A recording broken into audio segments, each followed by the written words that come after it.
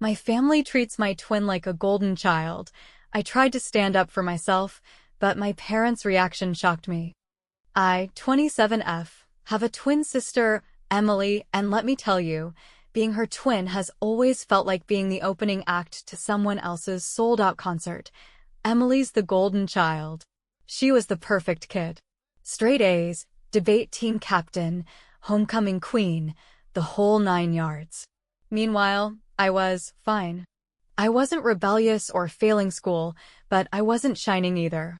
I was more of a background character in the Emily show. Our parents, bless their hearts, are classic middle-class suburban types. Dad's a high school history teacher who still wears those elbow patch blazers like he's in a 90s sitcom. And Mom's a nurse who somehow manages to work 12-hour shifts and still have enough energy to make Emily's achievements sound like TED Talk material at the dinner table.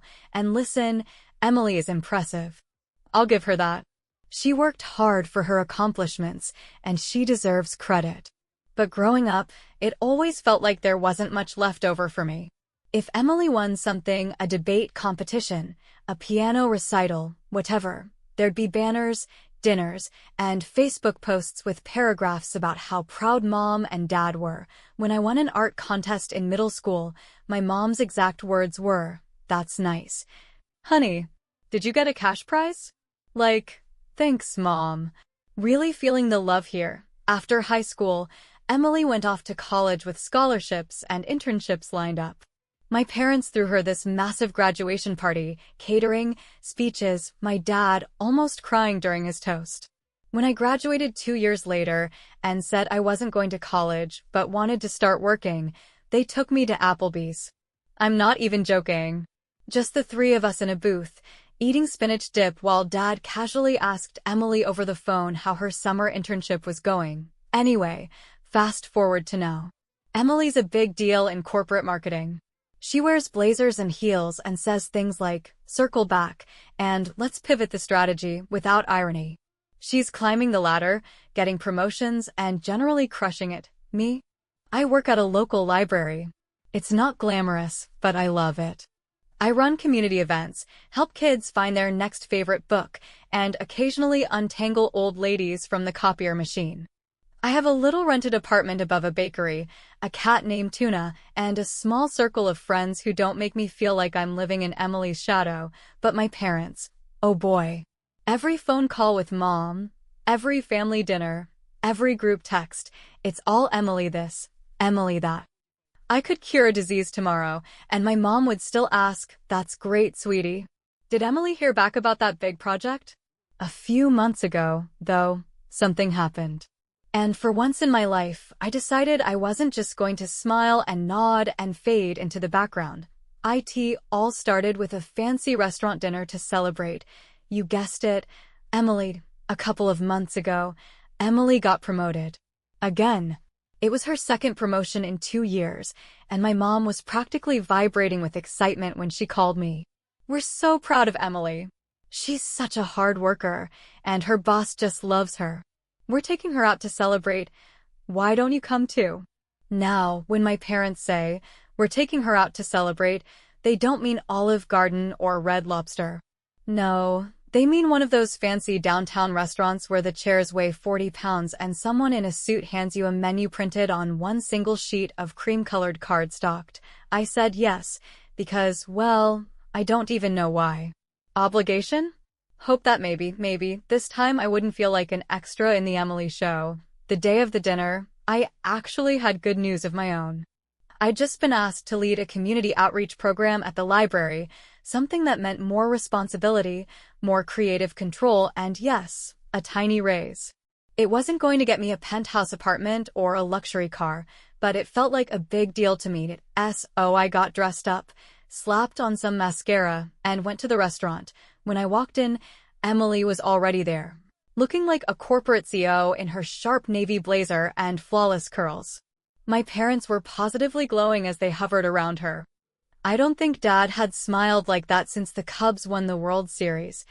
We sat down, and from the first sip of water, it came in a stemmed glass, because of course it did. The night was all about Emily. Tell us about your new office. Oh, Your boss must be so impressed with you. Do you get your own parking spot now? I listened politely, cutting my overpriced salmon into tiny bites and nodding along. And honestly, I was happy for her. Emily works hard, and she deserves her success. But at some point, I thought, hey, maybe I could share my news too. So during a lull in conversation, right after Emily finished talking about her upcoming team leadership retreat at a mountain resort, I said, actually, I have some news too. I was just asked to lead a community outreach program at the library. There was a split second of silence. My mom looked up from her wine glass and smiled faintly. Oh, that's nice, sweetie. Anyway, Emily, what's the retreat going to be like? Will there be team-building exercises? And just like that, my moment was gone. I sat there, chewing my salmon, feeling like an absolute idiot for thinking anyone would care. The rest of the night continued as expected. Emily's achievements were toasted, literally. My dad clinked his glass and said, "To our Emily, the pride of our family," and I just faded into the background, like always. By the time dessert came, a deconstructed tiramisu that looked more like modern art than food, I was done. I wasn't mad, exactly. Just hollow. On the drive home, I kept replaying the night in my head. My mom's dismissive, "That's nice, sweetie," felt like it was etched into my brain. It hit me then. This wasn't Emily's fault. She didn't ask to be treated like royalty while I was wallpaper. But I couldn't keep letting this happen. I couldn't keep letting myself disappear into the background of my own life. Something had to change, and whether my family liked it or not, it was going to. After that dinner, I went home, made myself a cup of tea, and sat on my couch with my cat, Tuna, curled up next to me. I stared at the wall for a good 10 minutes. It's wild how something so small, a little, "That's nice, sweetie," can feel like a gut punch when it happens for the 1,000th time. The next morning, I woke up still feeling like garbage, but I had work. And honestly, I like my job. I like the smell of old books, the sound of kids giggling during story time, the little old man who comes in every Thursday to print out memes for his wife. But as I shelved some new arrivals, I kept replaying that dinner in my head. That toast, that dismissive comment, the way my dad beamed at Emily like she'd just cured cancer. Then my phone buzzed. Family group chat. It was my mom. Emily just posted her new headshot on LinkedIn. Doesn't she look amazing? Cue a bunch of heart emojis from aunts and uncles, and my dad replying with something cringy like, "Our star." I stared at the message for a minute. I had two choices. I could let it roll off me, shove it down, and move on like always. Or I could say something. So I typed out a message. "Hey, Mom. Did you know I organized a reading program for over 200 kids last month? It even got mentioned in the local paper. I'm really proud of it." I hit send and immediately felt like throwing my phone into a river. A few minutes later, my mom replied, "Oh, that's nice, honey. Emily, did you get your headshots professionally done? They look so polished." I'm not going to lie, I actually laughed. Like, out loud. In the middle of the library, because of course that was her response. It was textbook Mom, but instead of feeling sad or invisible, I felt something else. Clarity. This wasn't going to change. My parents weren't going to wake up one day and suddenly realize, "Oh my gosh, we've been overlooking our other daughter." Nope. This was just who they were, but I could change. I didn't have to sit there and take it anymore. I didn't have to keep trying to prove myself to people who were never going to see me the way they see Emily. The universe must have been feeling dramatic because later that same day, I got a text from my mom inviting me to another family dinner. This time at their house. "Emily has some exciting news to share. Be there Sunday at 6. Another round of Emily Appreciation Hour." Fantastic, but this time I wasn't going to fade into the background. I didn't know what I was going to do yet, but I knew one thing. I wasn't going to let them make me feel small again. Sunday rolled around, and I showed up at my parents' house with a lemon pound cake from the bakery downstairs, because showing up empty-handed feels like a crime in my family. Emily was already there, looking effortlessly perfect in her beige turtleneck and gold hoop earrings. I, on the other hand, was rocking my trusty thrifted cardigan and carrying the weight of 1,000 unsaid words. The second I walked in, my mom greeted me with, "Oh good, you're here. Emily just told us her news. You're going to be so excited." Excited? Sure. We sat down for dinner, roast chicken, mashed potatoes, the works. My dad gave a little toast, because of course he did, and turned to Emily with that familiar look of pride in his eyes. Emily has officially closed on her very first condo. Isn't that incredible? A 2-bedroom with a balcony, right in the nicest part of town. Everyone clapped. My mom's eyes were shiny with pride. Emily smiled demurely, like this was all very humbling for her. And listen, I was happy for her. Buying a place in this economy is a massive achievement. But as everyone started discussing paint colors and furniture layouts, I realized no one had even asked me how I was doing. I took a sip of my water and decided, okay, now or never. Actually, I said, cutting through the noise, I have some news too. The table went quiet. Everyone turned to look at me, like I'd just announced I was moving to Mars. I've been asked to speak at a statewide library conference next month. They want me to present about our community outreach programs. It's a pretty big deal. For a brief moment, it was quiet. My dad gave me this polite, confused smile. Emily nodded slowly, like I'd told her I'd mastered knitting or something equally quaint, and then my mom said, "Oh, that's nice, honey. Emily, are you thinking about getting new furniture for the condo or keeping your old stuff?" I wish I could say I was surprised, but I wasn't. Not really. That was the moment something inside me just cracked. You know what, Mom? No, it's not just nice. It's important. I've worked hard to build those programs. Hundreds of kids have come through our library because of the events I've organized. And I'm proud of it. But it's like, it doesn't matter to you. Nothing I do ever seems to matter. My voice wasn't loud, but it was steady. And the silence that followed was thick. My dad cleared his throat. My mom blinked, clearly flustered. Emily shifted in her chair, staring down at her plate. Finally, my mom said, "Honey, please, let's not make a scene. This is Emily's night." Emily's night, of course it was.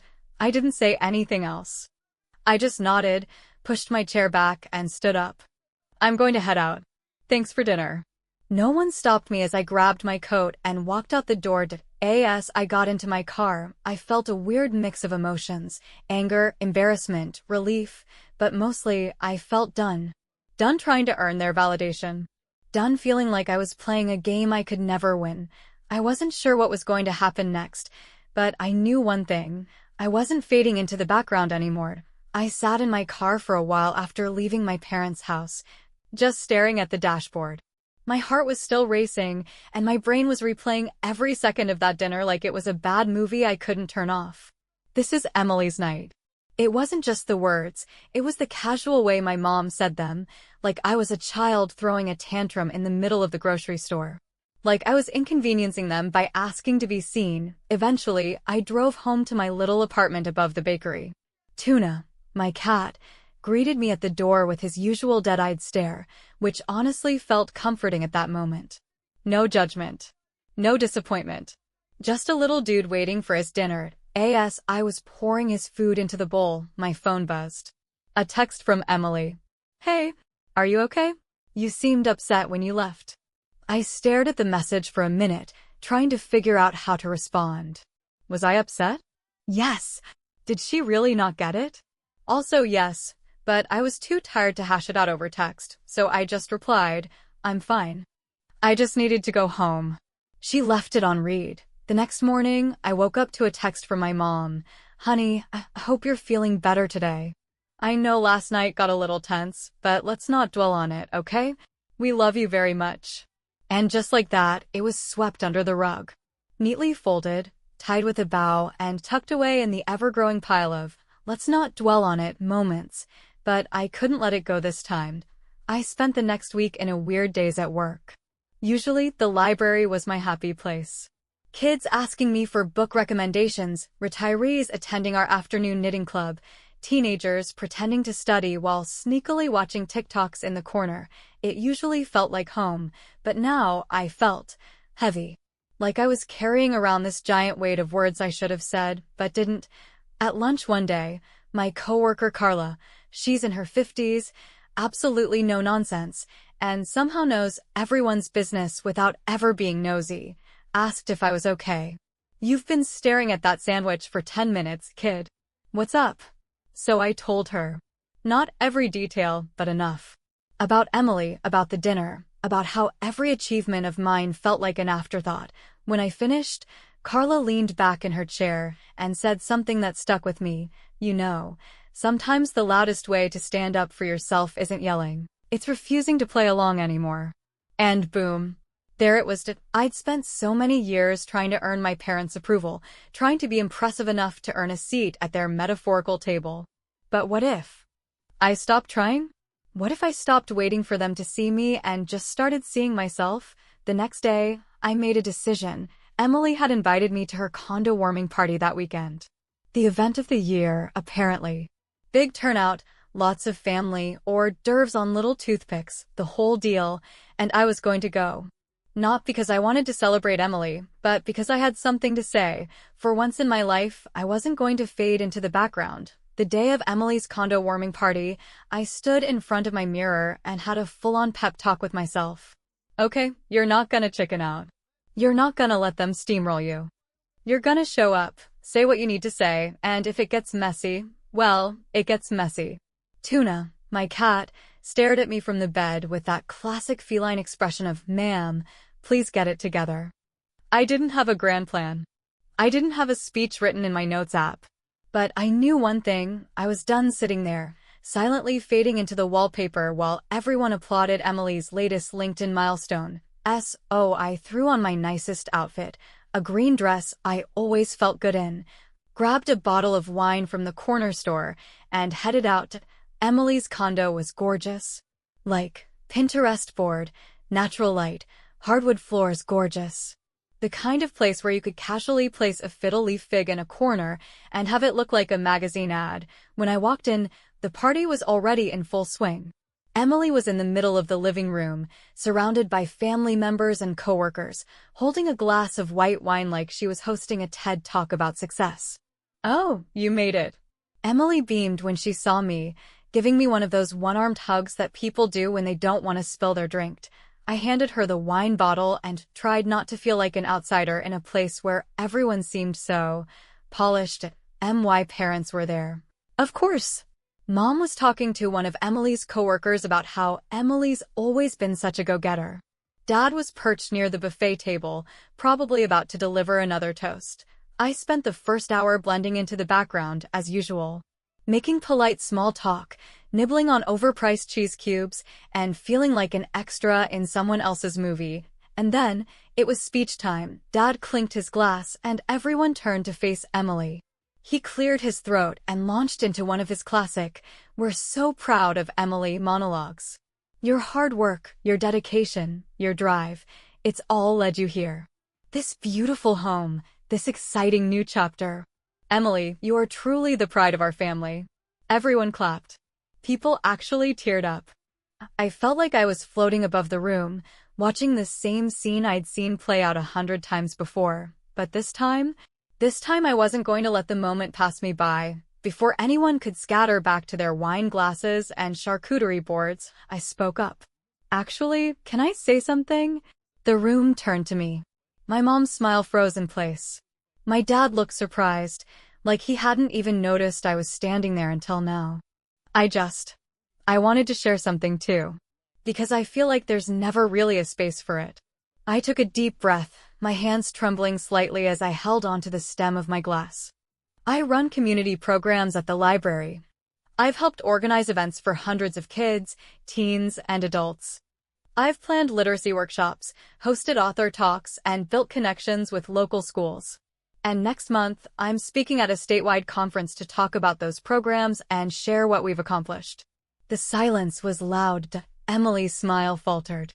My mom blinked rapidly, her wine glass halfway to her mouth. My dad cleared his throat again, looking like he was about to say something, but I wasn't done. I'm proud of what I do.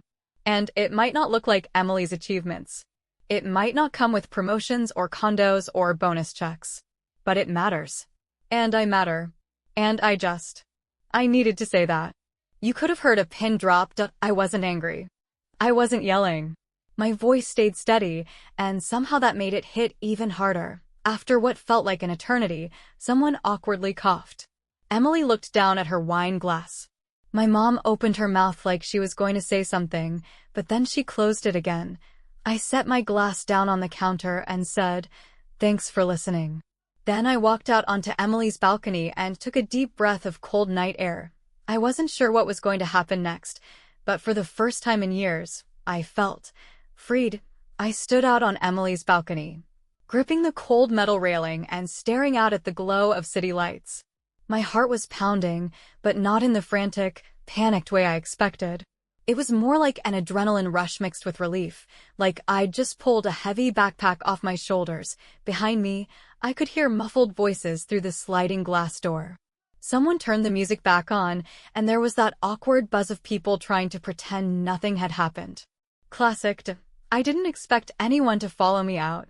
But after a minute, the door slid open, and Emily stepped onto the balcony. She closed the door behind her, crossed her arms, and leaned against the railing next to me. "Well, that was something," she said softly. I let out a breathy laugh. "Yeah. Sorry if I, hijacked your party." "No," she said, shaking her head. "You didn't. I think it needed to be said." We stood there for a moment, just the two of us in silence. Emily wasn't usually at a loss for words, but this time she seemed smaller somehow. Like the glossy, perfect Emily everyone else saw had cracked just a little. I said quietly, "It's not your fault. I don't blame you for any of it, really." Emily sighed and nodded. "But it's also not fair, is it? The way they treat you. The way they overlook you." I didn't say anything. She was right, and we both knew it.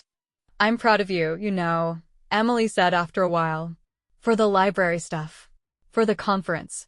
I don't know if I've ever really said that, but I am."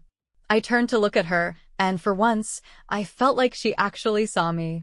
Not as the quiet twin, not as her backup singer, but as a person with her own story. "Thanks, I said. And I meant it. The moment didn't last long, though. Because right then, the sliding door opened again, and our mom stepped out. Her expression was tight, her smile forced. "Girls, can we not do this right now? Emily, your guests are wondering where you are." Emily glanced at me and then back at Mom. "I'll be in a second." Mom's eyes flicked to me, and she said in that classic mom voice, "Honey, I think you've made your point tonight. Maybe it's time you head home." Ouch. But honestly, it didn't hit me the way it used to. Instead, I just nodded. Yeah, I was just about to leave. Emily looked like she wanted to say something, but I gave her a little nod, like, "It's okay." I grabbed my purse, said a quick goodbye to Emily, and walked past my mom without another word. As I made my way to the elevator, I felt calm. Steady. For the first time in my life, I'd said what I needed to say. Not in anger, not in tears, but in a way that felt right. The doors closed, and as the elevator descended, I realized something. I wasn't sad. I wasn't hurt. I was free. I drove home in silence, no music, no podcasts, just the hum of the car engine and the faint buzz of the city outside my windows. It felt peaceful, like I'd walked out of a storm and was finally in the calm after it. When I got back to my apartment, Tuna was waiting at the door like he'd been keeping watch. I kicked off my shoes, collapsed onto the couch, and let out a long breath I felt like I'd been holding for years. A few days passed, and I didn't hear from my parents. Not a text, not a call, radio silence. Honestly, I was fine with it. I wasn't angry anymore, just done chasing something I was never going to get from them. Then, on Wednesday night, my phone buzzed. It was a text from my mom. "Hi honey, I hope you're doing well. I've been thinking about the other night. I wish you hadn't brought all that up at Emily's party. It wasn't the time or place. We love you, sweetie, but you need to understand that it was supposed to be her night." I stared at the text for a long time. And then I did something I'd never done before. I didn't reply. Not out of anger. not as some grand statement. I just didn't have anything left to say. Instead, I focused on the things that mattered to me. I threw myself into preparing for the library conference, polishing my presentation slides, and practicing my speech in front of Tuna, who was a very supportive audience, by the way. The conference came and went, and you know what? It was incredible. I stood on that stage, looked out at a sea of faces, and talked about the programs I'd built, the workshops, the partnerships, the kids who'd walked into our library and left with a love for reading. People clapped. People asked me questions. They shook my hand afterward and told me I was doing meaningful work. And for the first time in a long time, I felt like I wasn't standing in anyone's shadow. A week after the conference, my dad called. "Hey, kiddo. Your mom told me about the presentation you gave. Said there was an article about it online." I looked it up. It was really impressive. It wasn't a grand apology. It wasn't a sweeping realization that they'd been treating me unfairly for years. But it was something. And it felt genuine. "Emily reached out too. A simple text. Saw the photos from your conference. You looked so confident up there. Proud of you." I replied, "Thanks, Em. That means a lot." Things didn't magically change overnight. My parents still forward Emily's LinkedIn posts to the family group chat, still gush about her promotions and milestones. But it doesn't sting the way it used to, because here's the thing. I stopped measuring my worth by their approval. My life isn't flashy. I'm not climbing corporate ladders or buying condos. But I love what I do. I love the library, the people I work with, the programs I've built. I love my quiet little apartment and my lazy cat, and most importantly, I love me. For the first time in my life, I feel like the main character in my own story, and honestly, that's enough. What would you do in a similar situation? Share your opinion in the comments.